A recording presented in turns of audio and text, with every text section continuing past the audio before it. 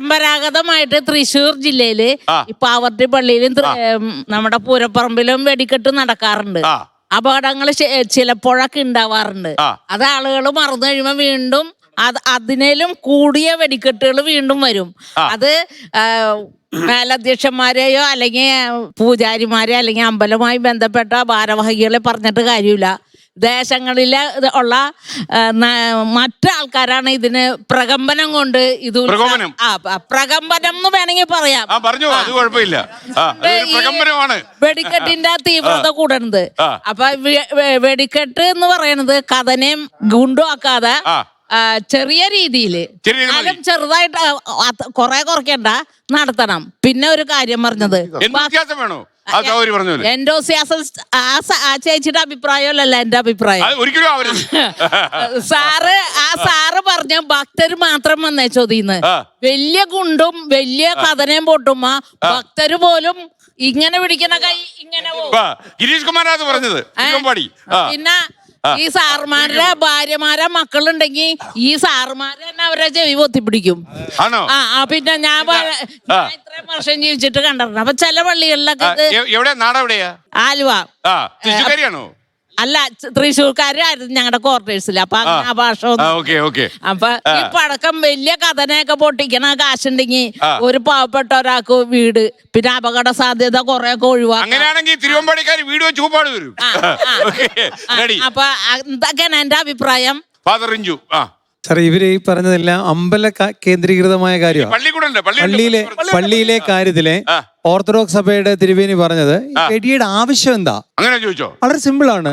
ഈ പള്ളിയിൽ എന്തിനാ വെടിയില്ലാതെ ആഘോഷമല്ല. അവിടെ പെരുന്നാളാണ് നടത്തുന്നത്. അത് പ്രാർത്ഥനയുടെ സമയമാണ്. അതിന് എന്തിനാ വെടി? ഞങ്ങളിപ്പോ ഉദാഹരണം പറയാം. എന്തിന് ആവശ്യം എന്താ? ഇപ്പം മുമ്പേ സാറ് പറഞ്ഞ പോലെ സാറേ ഈ എന്റെ 1990 മാർച്ച് 23 രാവിലെ കടമ്പനാടല്ലേ മണക്കാലക്കാരൻ എഴുന്നേക്കുന്നത് 1.5 കിലോമീറ്റർ അപ്പുറത്ത് ശരീരം തെറിച്ച് കിടക്കുന്നത് കണ്ടോണ്ടാ. മലനാട് അമ്പലത്തില്. ഞാൻ ഒരിക്കലും അമ്പലത്തിലെ കാര്യം പറയുകയല്ല. ഇതെന്തിനാണ് ഇത്രയും 1.5 കിലോമീറ്റർ അപ്പുറത്ത് മൃതശരീരം വന്ന് കിടക്കുന്നേ? അവിടെ സാറ് 2 പേര് തമ്മിലുണ്ടായ വഴക്കാണ്. 2 പേര് തമ്മിലുള്ള മത്സര വഴക്കാണ്. ഇതെന്തിനതിന്റെ ആവശ്യം? എനിക്ക് വേറെ അമ്പലത്തിലെ കാര്യം അവിടുത്തെ പൈതൃകം ഒന്നും ഞാൻ പറയില്ല.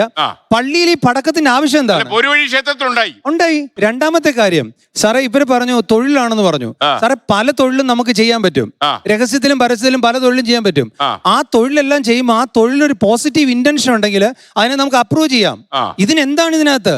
ഇപ്പൊ കമ്പ്യൂട്ടർ വന്ന സമയത്ത് എതിർത്ത പോലെ ഇത് പോയാൽ പലരുടെയും തൊഴിൽ പോകുന്ന പറഞ്ഞാൽ they will find some another job. ഇതിനേക്കാളും നല്ല ജോലി അവർക്ക് കിട്ടും. പള്ളിയെ സംബന്ധിച്ചിടത്തോളം തിരുമേനി പറഞ്ഞ പോലെ ഞങ്ങൾ പ്രാർത്ഥനയാണ് പ്രധാനം. ഇനി അവിടെ പെരുന്നാൾ ആചരിക്കുന്നു. സാറിന് പെരുന്നാൾ എന്തോന്ന് അറിയാമെന്ന് എനിക്ക് തോന്നുന്നില്ല. ഞാൻ പറയാം പെരുന്നാൾ വിശ്വാസികളുടെ പ്രതികരണം എന്താണ് സാറേ? വിശ്വാസികൾക്ക് ഈ രീതി രണ്ടുണ്ട്. വിശ്വാസികൾ ഏത് അർത്ഥത്തിലാണ് പള്ളി വരുന്നതെന്ന് ആശ്രയിച്ചിരിക്കും. വിശ്വാസികൾ ഇപ്പൊ ഞാൻ പറയാം സാറേ വളരെ കൃത്യമായിട്ട് പറയാം.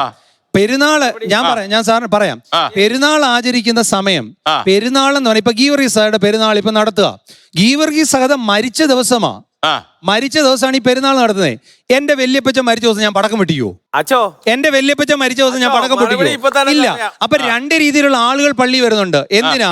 ഒന്ന് പ്രാർത്ഥിക്കാൻ വരുന്നവരുണ്ട്, ഒന്ന് ഇതൊക്കെ അംഗവും കാണാം താളി ഓടിക്കാന്ന് പറയുന്ന രീതിയിലുള്ള ആളുകളുണ്ട്. അവർക്ക് ഇത് കണ്ടാലേ ഒരു സുഖമുള്ളൂ. അതിനിപ്പോ എന്ത് ചെയ്യാൻ പറ്റും? അപ്പൊ മറ്റവരുണ്ട്. മുമ്പേ ആദ്യം സാറ് പറഞ്ഞ പോലെ അമ്പലത്തിൽ വരുന്നവൻ തൊഴാനാ വരുന്നത്. ഞാൻ അമ്പലത്തിലെ കാര്യം വിട്ടു. പള്ളി വരുന്നവൻ തൊഴാനാ വരുന്നത്. അവിടെ പ്രധാന ഭാഗമായ കുർബാന എടുത്തോണ്ട് വരുന്ന സമയത്ത് പടക്കം പൊട്ടിച്ചിട്ട് കുർബാനയൊക്കെ താഴെ വീഴുന്ന അവസ്ഥ ഉണ്ടാകുന്ന പിന്നെ എന്തിനാ ഇത്? അതെന്റെ ചോദ്യം. ഇനി സാറ് വിദേശ രാജ്യങ്ങളിലൊക്കെ പോകുമ്പോൾ ഇതിന് സോൺസ് ഉണ്ട്, ചില സോൺസ് ഉണ്ട്. ഈ സോൺസിൽ നമ്മൾ ഒരിക്കലും പടക്കം ഇങ്ങനെ ഒന്നും കാണാറില്ല. ഇങ്ങനെ നിന്നേ കാണാറുള്ളൂ. അല്ല ഈ സോൺസ് ഉച്ചയ്ക്ക് മണ്ടക്കോട്ടല്ല പടക്കം പൊട്ടിക്കുന്നത്. സാറേ നമ്മുടെ പള്ളിയില് ഞാനിത് പക്ക എതിർക്കുന്ന ഒരാളാണ്. സാറിന്റെ വീടിനടുത്ത് പത്തനാപുരത്ത് മാക്കളോ എന്ന് പറഞ്ഞ പള്ളിയില് 1 മാസം നീണ്ടു നിന്ന കൂതാശ ക്രമീകരണം നടത്തിയപ്പം ഒരൊറ്റ പടക്കം പൊട്ടിയിട്ടില്ല അവിടെ. കാരണം അത് വേണ്ട, അതില്ലാതെ അവിടെ ഭംഗിയായിട്ട് നടന്നു. ഇനിയും സാർ ഇവരെല്ലാം പറഞ്ഞതിന് വളരെ സിമ്പിൾ ഒരു സാധനം പറയാം. ഗുണ്ടിന് പണ്ടൊരു പേരുണ്ടായിരുന്നു, ഗർഭം കലക്കിന്ന്. അങ്ങനെ ഒരു പേര് സാറ് കേട്ടിട്ടുണ്ടല്ലോ, കേൾക്കാത്തവരുണ്ടാവും.